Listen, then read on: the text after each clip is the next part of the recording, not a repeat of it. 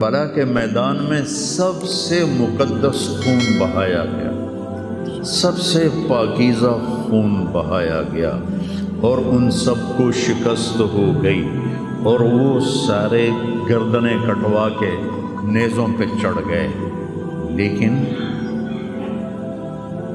وہ ناکام نہیں ہیں، وہ کامیاب ہیں۔ انہیں شکست ہوئی ہے، انہیں ناکامی نہیں ہوئی، وہ کامیاب ہیں۔ اور شمر کا لشکر وہ فتح پایا ہے، وہ کامیاب نہیں ہے، انہوں نے فتح پائی، کامیاب نہیں۔ ابن زیاد کی گردن کٹ کے جب لائی گئی مصعب بن عمیر کے سامنے، جسے حضرت حسین علیہ السلام کی گردن کٹی ہوئی ابن زیاد کے سامنے رکھی گئی، تو وہ ایسے منہ پہ چھڑیاں مار کر کہنے لگا، میں نے ایسا خوبصورت چہرہ آج تک نہیں دیکھا جو مرنے کے بعد بھی اتنا چمکتا۔ کٹی ہوئی ابن زیاد کے سامنے رکھی گئی تو وہ ایسے منہ پہ چھڑیاں مار کر کہنے لگا، میں نے ایسا خوبصورت چہرہ آج تک نہیں دیکھا جو مرنے کے بعد بھی اتنا چمکتا ہوا تر و تازہ ہو۔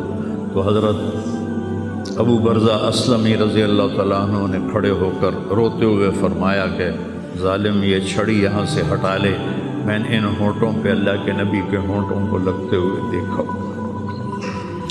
تو کہنے لگا، تو بوڑھا ہو گیا ورنہ تیرا بھی سر اڑا دیتا میں۔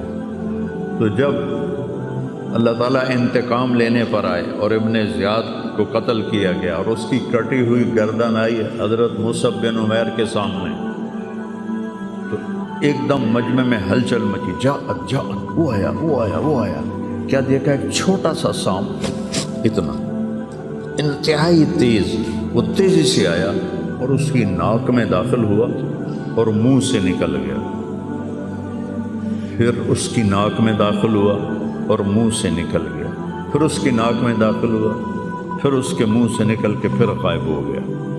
تھوڑی دیر کے بعد پھر آواز آئی، جا وہ آیا وہ آیا وہ آیا۔ تو دیکھا وہی سانپ پھر آ رہا ہے اور آ کر اس کی ناک میں داخل ہوا اور پھر نکلا نہیں، اندر ہی غائب ہو گیا۔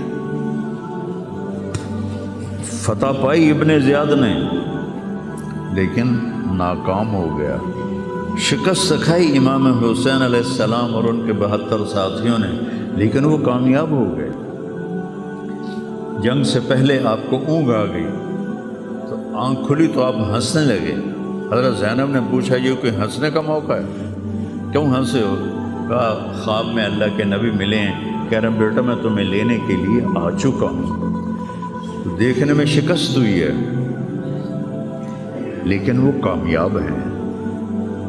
عمر بن سعد کو فتح ہوئی ہے تو ناکام ہے۔